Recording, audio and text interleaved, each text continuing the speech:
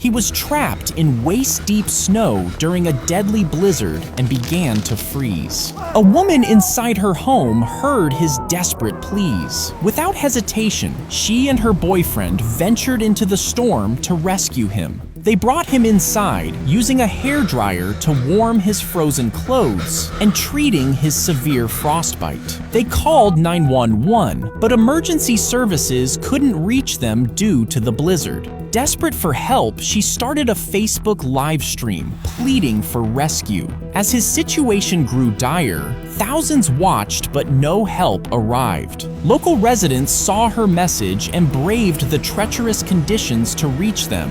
They transported the man to the hospital, where he began to recover.